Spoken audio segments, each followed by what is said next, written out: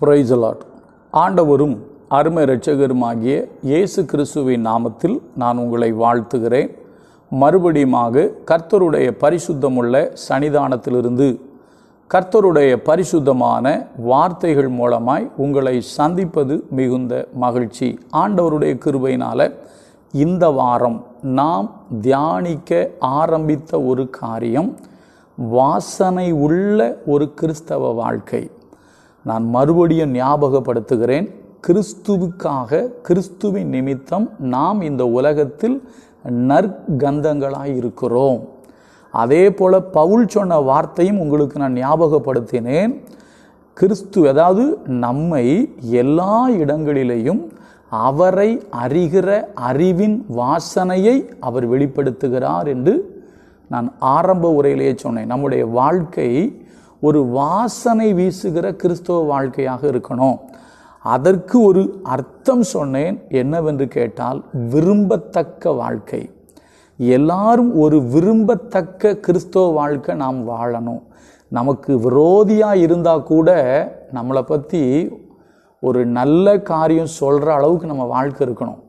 அப்படிப்பட்ட வாழ்க்கை வாழ்வதற்கு தேவன் நமக்கு உதவி செய்வாராக.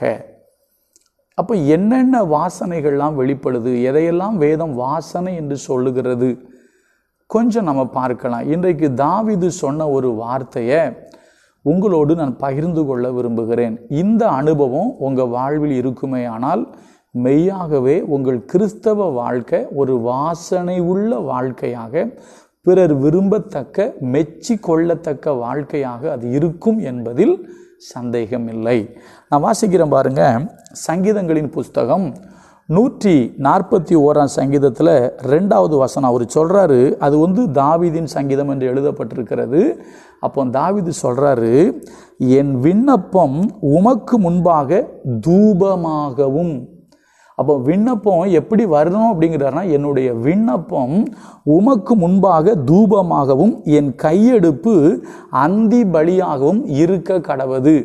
நான் அறிமுக உரையில் முதல் நாளில் சொன்னேன், தேவனுடைய கூடாரமாகிய ஆசரிப்பு கூடாரத்திலே தூபபீடம் ஒன்று இருக்கும். அங்கே என்ன பண்ணுவாங்கன்னா, தூபம் போடுவாங்க. அந்த புகை எழும்பும். அங்கே என்ன உண்டாகும்னா வாசனை உண்டாகும் அப்படின்னு சொன்னேன். இப்போ நம்ம வாழ்க்கையில் ஒரு தூபம் இருக்குது. நம்ம இப்போ புதிய ஏற்பாட்டுக்கு வந்துட்டோம், சரியா? இப்போ புதிய ஏற்பாட்டில் நம்ம போய் இனிமேல் தூபம் போட்டு சர்ச்சில் இப்படி தூபம் காட்டணும்னு என்ன கிடையாது, இப்போ அவசியம் கிடையாது, சரியா?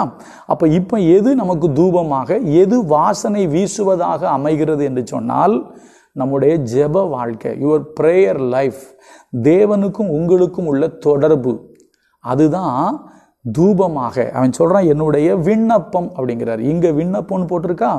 நீங்கள் வெளிப்படுத்தலுக்கு வந்தீங்கன்னா அங்கே என்ன போட்டிருக்குன்னு நான் சொல்கிறேன். வெளிப்படுத்தலை நீங்கள் வாசிக்கும்போது, வெளிப்படுத்தல் 8வது அதிகாரம் 3ஆம் வசனம் போட்டிருக்கு, வேறொரு தூதனும் வந்து தூபம் காட்டும் பொற்கலசத்தை பிடித்து பலிபீடத்தின் படியிலே நின்றான். சிங்காசனத்திற்கு முன்பாக இருந்த பொற்பிடத்தின் மேல் சகல பரிசுத்தவான்களுடைய ஜெபங்களோடும், எப்படி சகல பரிசுத்தவான்களுடைய ஜெபங்களோடும் செலுத்தும்படி மிகுந்த தூபவர்க்கம் அவனுக்கு கொடுக்கப்பட்டது. அப்படியே பரிசுத்தவான்களுடைய ஜெபங்களோடும் செலுத்தப்பட்ட தூபவர்க்கத்தின் புகையானது தூதனுடைய கையிலிருந்து தேவனுக்கு முன்பாக எழும்பிற்று. அதுக்கு கீழே சில விஷயங்கள் போட்டிருக்கு. பின்பு அந்த தூதன் தூப கலசத்தை எடுத்து அதை பலிபீடத்து நெருப்பினால் நிரப்பி பூமியிலே கொட்டினான். உடனே சத்தங்களும் இடி முழக்கங்களும் மின்னல்களும் பூமி அதிர்ச்சிகளும் உண்டாயின. அப்போ பரிசுத்தவானுடைய ஜெபத்தோடு தூபவர்க்கம் இணைந்து தேவனுக்கு செலுத்தும் போது, பலிபீடத்தின் அக்கினியை கொண்டு அதில் போடும்போது, அதை போட்டு பூமியில் கொட்டினா ஒரு பெரிய அசைவே என்ன செய்யுதுன்னா உண்டாகுது. ஒரு விஷயம் தெரியுமா, ஒரு உண்மையான தேவனுடைய மனுஷன் தேவனுக்கு அவனுடைய விண்ணப்பம் வாசனை உள்ளதாக, அவனுடைய ஜெபம் தூபமாக போகும்போது அந்த ஜெபம் தேசத்தில் ஒரு பெரிய அசைவை உண்டு பண்ணும். ஏன்னா அது நடந்திருக்கு. பலிபீடத்தில் அக்கினியை எடுத்து அதை தூபமெல்லாம் போட்டு எல்லாம் காமிச்சிட்டு எங்கே கொட்டுறாங்கன்னா, கீழே கொட்டும் பொழுது பூமி அதிர்ச்சி வருது, மின்னல் வருது, ஒரு பெரிய அசைவு வருது. இது ஒரு காலத்தில் நடக்கிறது. நான் இப்போ அதுக்குள்ளெல்லாம் போகல. ஆனால் ஒன்று சொல்கிறேன், உங்கள் ஜெபம் உங்களுக்கும் தேவனுக்கு இருக்கிற உறவு, நீங்கள் தேவ சமூகத்தில் தேவனோடு இணைந்து வாழ்வீர்கள் என்று சொன்னால் அது தேவனுக்கு தூபமாக இருக்கும் பொழுது உங்கள் ஜெபத்தின் மூலமாக பெரிய அசைவுகளை உண்டாக்க கர்த்தரால முடியும். எத்தனையோ தேவ மனிதர்களை நாம் வரலாறுகளில் வாசிக்கிறோம். ஸ்காட்லாந்து தேசத்தில் ஒரு மனிதன் ஜெபித்தாராம், ஐயா இந்த தேசத்தை எனக்கு தாரும் என்று ஜெபித்ததாக வரலாறு சொல்லுகிறது. இன்னொரு மனிதன் ஜெபிக்கும் பொழுது இருதயமே வெடித்தது என்று வரலாறு சொல்லுகிறது. தங்களுடைய ஜீவனை அர்ப்பணித்து ஜெபித்தார்கள் என்று சொல்லி மிஷனரிகள் சரித்திரம் சொல்லுகிறது. தேவ பிள்ளைகளே, நம்முடைய ஜெபம் எப்படி இருக்கிறது? இப்படிப்பட்ட ஒரு ஜெப வாழ்க்கை நமக்கு இருக்குமே ஆனால் நிச்சயமாக நம்முடைய வாழ்வு வாசனை உள்ள ஒரு வாழ்வாக இருக்கும். கடமைக்காக செய்கிற ஜெபம் அல்ல. கடமைக்காக ஜெபிக்கிற ஜெபம் என்ன சொல்றது, ஜெப வீரர்கள் அப்படின்னு சொல்லலாமா? சில பேர் கடமைக்காக ஜெபிக்கிறாங்க. அப்படி இல்லைங்க. உண்மையா உங்க நேரத்தை ஒதுக்கி தேவனோடு அமர்ந்து நீங்க ஜெபித்து பாருங்க. நான் தாழ்மையா சொல்றேங்க, பெருமைப்படுத்துறதுக்கே கிடையாதுங்க. கர்த்தருக்கு முன்பதாக தாழ்மையா சொல்றேன். இப்போ நான் 1ஆம் தேதி சாயந்தரம் தான் இந்த வீடியோ நான் ரெக்கார்ட் பண்றேன். இன்றைக்கு நான் விடிய காலை எழுந்திருக்கும் போது மணி 2. ஏன்னா அதிகாலை 5 மணிக்கு திருச்சபையில் ஜெபம் உண்டு. 2 மணிக்கு எழுந்து நான் ஆயத்தமாகி சர்ச்சுக்குள்ளே வரும்போது 2:30 மணி. நான் 2:30 மணிலிருந்து 4 மணி வரைக்கும் உட்காந்து நான் ஜெபம் பண்ணியிருக்கிறேன். அதற்கு பின்பு வேதம் வாசித்து இந்த நாளுக்குரிய செய்தியை நான் ஆயத்தமாக்கி 5 மணிக்கு நான் ஜெபத்துக்கு போயிருக்கிறேன். நல்லா கவனிங்க. ஏதோ கடமைக்காக என்னைக்கோ எப்போ எழும்பி ஜெபிக்கிறது அல்ல. என்ன சொல்வது, தேவன் நம்மை எழுப்புகிற நேரத்தில் எழுந்து ஜெபிக்கிற அந்த ஜெபம் அனுபவம் நமக்கு வேணும். ஏன்னா உங்கள் ஜெபம் தேவனுக்கு தூபமாக இருக்கும், அது நறுமணமாக இருக்கும். ஃபாதர் ஐயா அழகாக பாடுவாங்க இல்லையா, தூபமாய் நறுமணமாய் துதிகளை செலுத்துகிறோம், தூபமாய் நறுமணமாய் துதிகளை செலுத்துகிறோம், என்னாலும் எப்போதும் எல்லா ஜெபத்தோடும் ஆவியில் ஜெபிக்கின்றோம், என்னாலும் எப்போதும் எல்லா ஜெபத்தோடும் ஆவியில் ஜெபிக்கின்றோம். அப்படி ஜெபிக்கணும். உங்கள் ஜெபம் தூபமாக எண்ணப்படும், உங்கள் விண்ணப்பம் தூபமாக எண்ணப்படும். அந்த தூபம் வாசனை வீசும். அப்படி ஜெபிக்கிற ஒரு கிறிஸ்தவன் கண்டிப்பாக வாசனை உள்ள கிறிஸ்தவனாக இருப்பான். இப்போ கொஞ்சம் யோசிங்க, உங்கள் ஜெப வாழ்க்கை எப்படி இருக்குது? உங்களுக்கும் தேவனுக்கும் இருக்கிற தனிப்பட்ட உறவு. நான் மறுபடியும் சொல்கிறேன், அந்தரங்கத்தில் பார்க்கிற பிதா வெளியரங்கமாக பதிலளிப்பார். அந்தரங்கத்தில் நீங்கள் எந்த அளவுக்கு தேவனோடு ஜெபிக்கிறீங்க அதை கொஞ்சம் யோசிங்க. அது உங்களுக்கும் தேவனுக்கும் தெரியும். ஏன்னா நீங்கள் அப்படி ஜெபிக்கும்போது உங்கள் ஜெபம், உங்கள் வாழ்க்கை வாசனை உள்ள வாழ்க்கையாக இருக்கும். நீங்கள் கண்டிப்பாக வாசனை வீசுகிற ஒரு கிறிஸ்தவ வாழ்க்கை வாழ்வீங்க.